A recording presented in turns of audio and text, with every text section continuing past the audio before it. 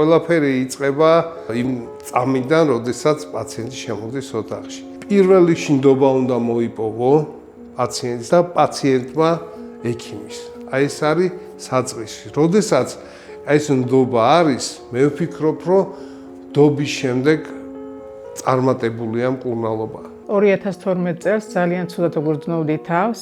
მივაკითხე ლაშა თურქიაშვილს, რომელმაც დამისვა დიაგნოზი თირკმელის სიმსივნე. ჩამიტარდა ოპერაცია. ამ წლების მერე კონსულტაციაზე არ დავდიოდი, რომელიც ჩემი დიდი დანაშაულია და დღემდე ვნამობ.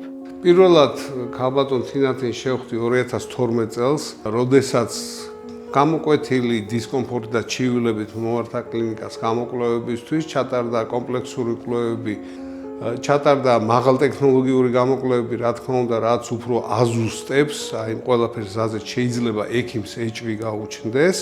დაუდგინდა საკმაოდ მძიმე დიაგნოზი, სარკომა. სარკომა არის ერთ-ერთი ძალიან აგრესიულად მიმდინარე ონკოლოგიური დაავადება, რომელიც იმ ეტაპზე, როცა ჩვენ შევხვდით ერთმანეთს, უკვე მოიცავდა მარცხენა თირკმელს. ამ შემთხვევაში შეფასდა როგორც აბსოლუტურად ოპერაბელური, მიუხედავად იმისა, რომ ჩაძილი იყო თირკმელში და მოცული ჰქონდა თირკმელის ყველა სტრუქტურა, როგორც თირკმელსა და ჯირკვალი, ასე სიზარღვები და ასე შემდეგ. სხვა გავრცელება არ იქნა ნანახი და გაკეთა ოპერაცია.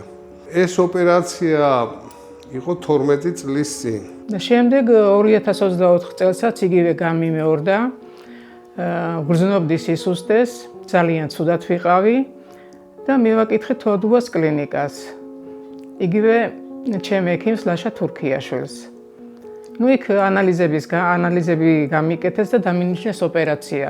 გავიკეთე ოპერაცია 2025 წლის 16 იანვარს. ქალბატონ თინათინი სხვათა შორის ძალიან პატიოსნად ასრულებდა ჩვენ დარიგებებს, რისთვისაც მას დიდი მადლობა და ერთადერთი რაც მან დაარღვია ის იყო, რომ ბოლო 3 წლის განმავლობაში არ ჰქონდა გაკეთებული საკონტროლო გამოკვლევები.